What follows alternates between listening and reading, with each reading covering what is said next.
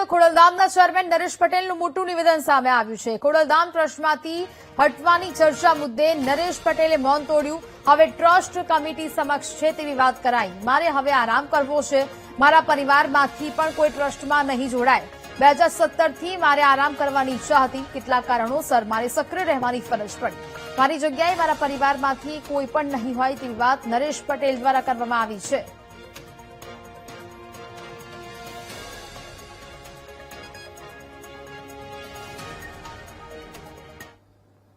हाँ 2017 थी आप जाणो छो मारे आराम करवानी ज मने इच्छा है पण कई कारणोसर नहीं करी सकतो पण हवे कमिटी खूब सक्षम है अने लगभग भार ए लोको उपाड़ी लेशे एवी मने आशा छे। हाँ 2017 थी आप जाणो छो मारे आराम करवानी ज मने इच्छा है पण कई कारणोसर नहीं करी सकतो पण हवे कमिटी खूब सक्षम है अने लगभग भार ए लोको उपाड़ी लेशे एवी मने आशा छे।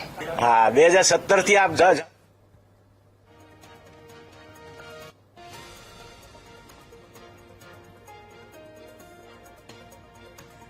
તો હવે નરેશ પટેલ ખોડલધામના ચેરમેન નહીં રહે। હવે આ સમગ્ર મામલે જે ચર્ચાનો વિષય બની હતી તેના મુદ્દે હવે નરેશ પટેલે પોતાનું મૌન તોડ્યું છે। તેમને સ્પષ્ટ કર્યું છે કે હવે ટ્રસ્ટ કમિટી સમક્ષ છે। મારે હવે આરામ કરવો છે। મારા પરિવારમાંથી પણ કોઈ ટ્રસ્ટમાં નહીં જોડાય તેવી વાત નરેશ પટેલ દ્વારા કરવામાં આવી છે।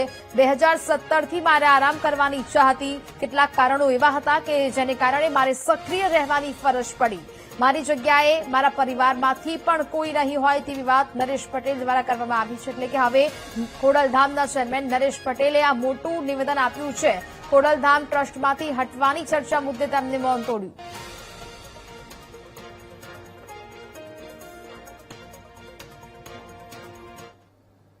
हाँ 2017 थी आप जाणो छो मारे आराम करवानी ज मने इच्छा है पण कई कारणोसर नहीं करी सकतो पण हवे कमिटी खूब सक्षम है अने लगभग भार ए लोको उपाड़ी लेशे एवी मने आशा छे।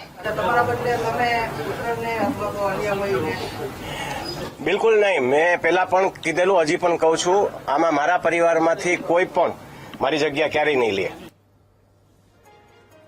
તો પરિવારમાંથી પણ કોઈ તેમની જગ્યા નહીં લે તે પ્રકારેની તેમને વાત કરવામાં આવી છે। નરેશ પટેલ હવે ખોડલધામના ચેરમેન નહીં રહે તેવી તેમણે સ્પષ્ટતા કરી છે।